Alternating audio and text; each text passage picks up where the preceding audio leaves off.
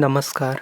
Flying aspirant एके channel में आपका स्वागत है। आज हम डिस्कस करने जा रहे हैं NCERT क्लास 6 के भूगोल का चैप्टर 5, जिसका नाम है पृथ्वी के प्रमुख परिमंडल। मेनली इस चैप्टर में हम भूमंडल, जलमंडल, महासागर, महाद्वीप एवं एंड में जैवमंडल के बारे में जानेंगे। तो चलिए आज की लर्निंग स्टार्ट करते हैं।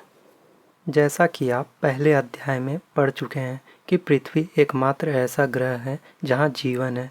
मानव यहां जीवित रह सकता है क्योंकि जीवन के लिए आवश्यक तत्व भूमि, जल तथा हवा पृथ्वी पर मौजूद हैं। पृथ्वी की सतह ऐसी है जिसमें पर्यावरण के 3 महत्वपूर्ण घटक आपस में मिलते हैं तथा एक दूसरे को प्रभावित करते हैं। पृथ्वी का ठोस भाग जिस पर हम रहते हैं उसे भूमंडल कहा जाता है। गैस की परतें जो पृथ्वी को चारों ओर से घेरती हैं उसे वायुमंडल कहा जाता है, जहां ऑक्सीजन, नाइट्रोजन, कार्बन डाइऑक्साइड तथा दूसरी गैसें पाई जाती हैं। पृथ्वी के बहुत बड़े भाग पर जल पाया जाता है, जिसे जलमंडल कहा जाता है। जलमंडल में जल की सभी अवस्थाएं जैसे बर्फ, जल एवं जलवाष्प सम्मिलित हैं। जीवमंडल एक सीमित क्षेत्र है जहाँ स्थल, जल एवं हवा एक साथ मिलते हैं। यहाँ सभी प्रकार के जीवन पाए जाते हैं। आगे भूमंडल का वर्णन करते हुए बताया गया है। पृथ्वी के ठोस भाग को भूमंडल कहा जाता है।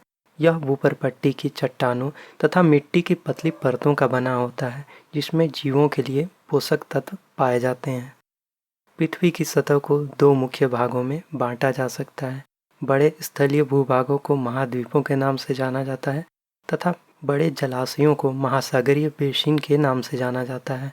विश्व के सभी महासागर आपस में एक दूसरे से जुड़े हुए हैं। चित्र 5.1 में विश्व के मानचित्र को देखिए। तो चलिए पहले चित्र 5.1 को देखते हैं।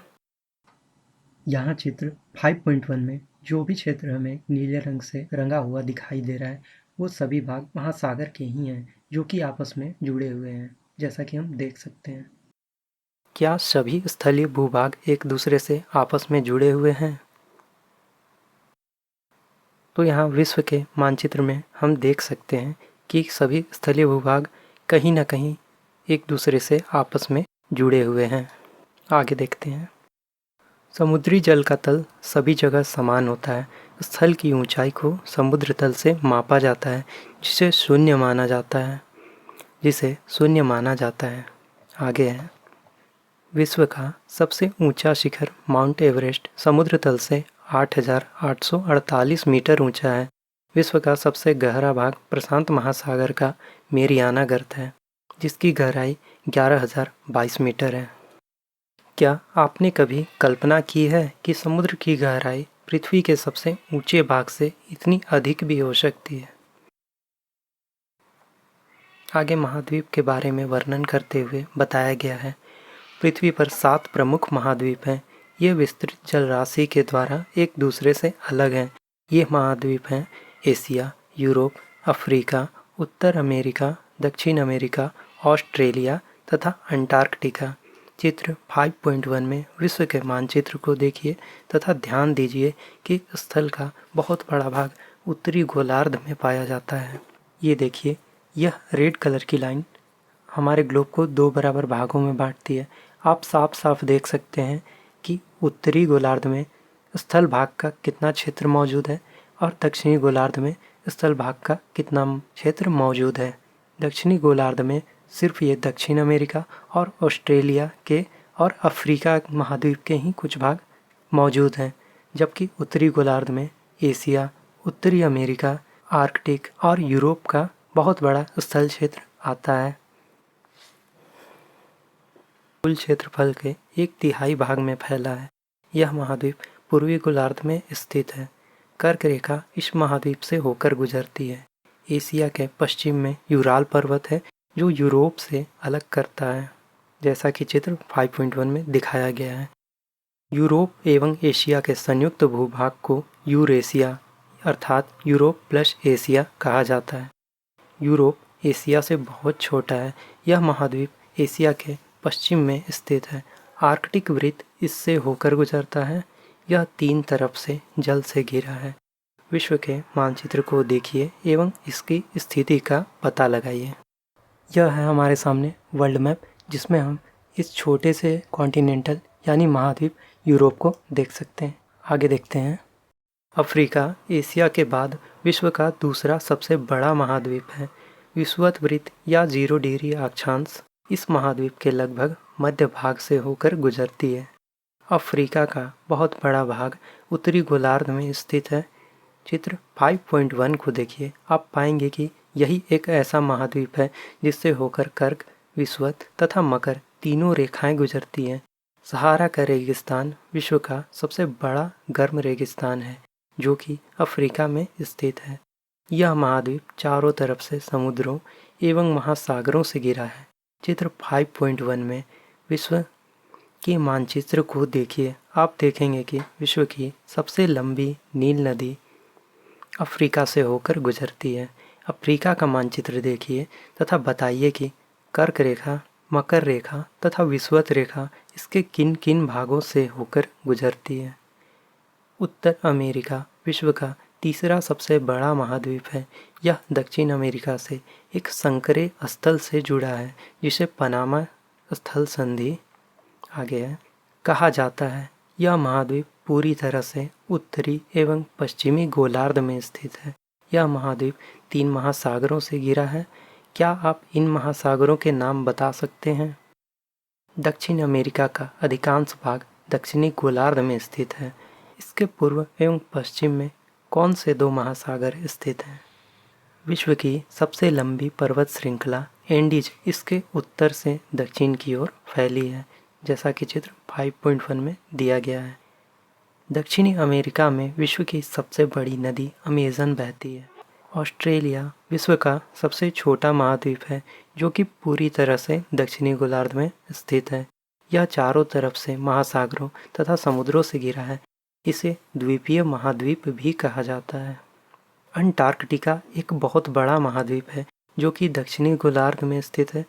दक्षिणी ध्रुव इस महाद्वीप के मध्य में स्थित है। चूँकि यह दक्षिणी ध्रुव क्षेत्र में स्थित है, इसलिए यह हमेशा मोटी बर्फ की परतों से ढका रहता है। यहाँ किसी भी प्रकार का स्थायी मानव निवास नहीं है। बहुत से देशों के शोध केंद्र यहाँ स्थित हैं। भारत के भी शोध संस्थान यहाँ पर हैं। इनके नाम हैं मैत्री तथा दक्षिणी गंगोत्री। आगे जलमंडल का वर्णन करते हुए बताया गया है, पृथ्वी को नीला ग्रह कहा जाता है। पृथ्वी का 71% भाग जल तथा 29% भाग स्थल है। जलमंडल में जल के सभी रूप उपस्थित हैं। इसमें महासागर एवं नदियों, झीलों, हिम नदियों, भूमिगत जल तथा वायुमंडल की जलवाष्प भी सम्मिलित है। पृथ्वी पर पाए जाने वाले जल का 97% से भी अधिक भाग महासागरों में पाया जाता है एवं वह इतना अधिक खारा है कि मानव के उपयोग में नहीं आ सकता है। शेष जल का बहुत बड़ा भाग बर्फ की परतों एवं हिम नदियों तथा भूमिगत जल के रूप में पाया जाता है। जल का बहुत कम भाग अलवण जल के रूप में पाया जाता है, जो मनुष्य के इस्तेमाल में आता है।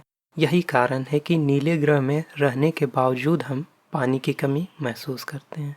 आगे महासागर के बारे में बताया गया है। महासागर जलमंडल के मुख्य भाग हैं। ये आपस में एक दूसरे से जुड़े हुए हैं। महासागरीय जल हमेशा गतिशील रहता है। तरंगे, ज्वार भाटा तथा महासागरीय धाराएं। महासागरीय जल की 3 मुख्य गतियां हैं। बड़े से छोटे आकार के आधार पर क्रमशः 5 महासागर प्रमुख हैं। प्रशांत महासागर, अटलांटिक महासागर, हिंद महासागर, दक्षिणी महासागर तथा आर्कटिक महासागर, जिसे हम चित्र 5.1 में देख सकते हैं। प्रशांत महासागर सबसे बड़ा महासागर है। यह पृथ्वी के 1/3 भाग पर फैला है। पृथ्वी का सबसे गहरा भाग मेरियाना गर्त प्रशांत महासागर में ही स्थित है। प्रशांत महासागर लगभग वृत्ताकार है। एशिया, ऑस्ट्रेलिया, उत्तर एवं दक्षिणी अमेरिका इसके चारों ओर स्थित हैं। चित्र 5.1 को देखिए तथा प्रशांत महासागर के चारों ओर इन महाद्वीपों की स्थिति का पता लगाइए। तो चलिए चित्र 5.1 को देखते हैं। अटलांटिक महासागर विश्व का दूसरा सबसे बड़ा महासागर है। यह अंग्रेजी भाषा के इस अक्षर के आकार का है। इसके पश्चिमी किनारे पर उत्तर एवं दक्षिणी अमेरिका तथा पूर्वी किनारे पर यूरोप एवं अफ्रीका अटलांटिक महासागर की तटरेखा बहुत अधिक दंतुरित है। यह अनियमित एवं दंतुरित तटरेखा प्राकृतिक पोताश्रयों एवं पतनों के लिए आदर्श स्थिति है। व्यापार की दृष्टि से यह सबसे व्यस्त महासागर है। हिंद महासागर ही एक ऐसा महासागर है जिसका नाम किसी देश के नाम पर यानी भारत के नाम पर रखा गया है। यह महासागर लगभग त्रिभुजाकार है। इसके उत्तर में एशिया, पश्चिम में अफ्रीका तथा पूर्व में ऑस्ट्रेलिया स्थित हैं। दक्षिणी महासागर अंटार्कटिक महाद्वीप को चारों ओर से घेरता है। यह अंटार्कटिका महाद्वीप से उत्तर की ओर 60 डिग्री दक्षिणी अक्षांश तक फैला हुआ है। आर्कटिक महासागर उत्तर ध्रुव वृत्त में स्थित है तथा यह उत्तर ध्रुव के चारों ओर फैला है। यह प्रशांत महासागर से छिछले जल वाले एक संकरे भाग से जुड़ा है जिसे बेरिंग जलसंधि के नाम से जाना जाता है। यह उत्तर अमेरिका के उत्तरी तटों यूरेशिया से घिरा है। आगे वायुमंडल के बारे में बताया गया है। हमारी पृथ्वी चारों ओर से गैस की एक परत से घिरी हुई है जिसे वायुमंडल कहा जाता है। वायु की यह पतली परत इस ग्रह का महत्वपूर्ण एवं अटूट भाग है। यह हमें ऐसी वायु प्रदान करती है जिससे हम लोग सांस लेते हैं। यह वायुमंडल हम लोगों को सूर्य की कुछ हानिकारक किरणों से बचाता है। वायुमंडल 1600 किलोमीटर की ऊंचाई तक फैला है। वायुमंडल को उसके घटकों, तापमान तथा अन्य के आधार पर 5 परतों में बांटा जाता है।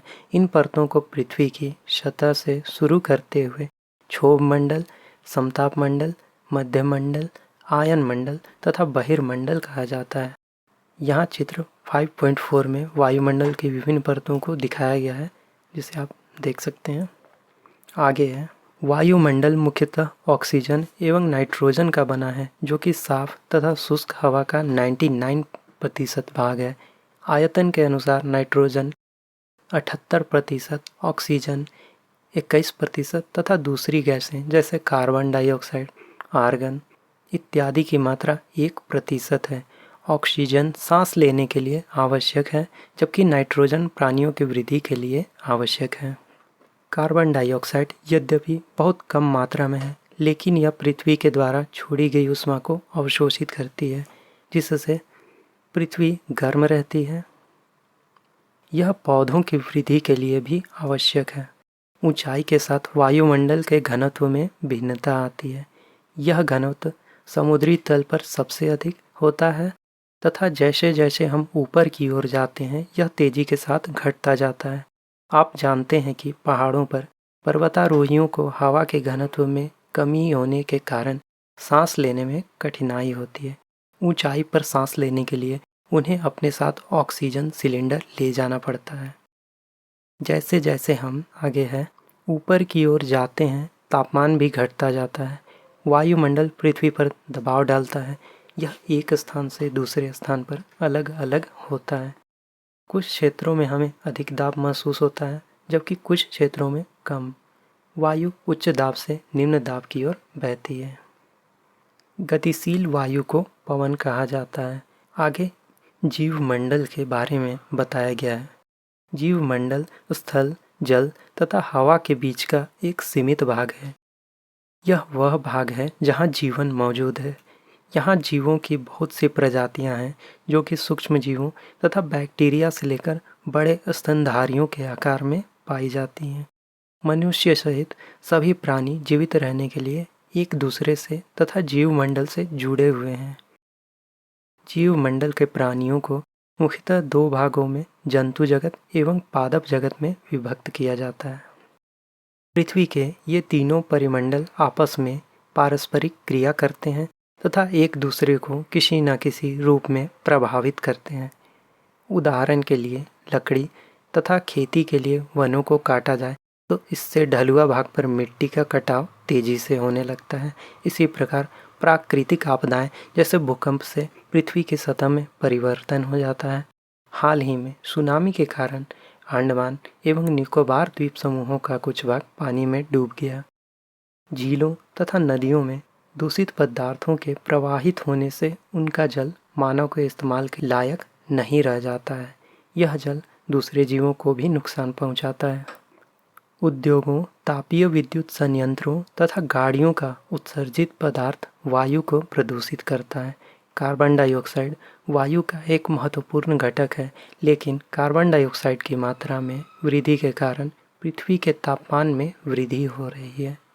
इसे भूमंडलीय तापन कहा जाता है।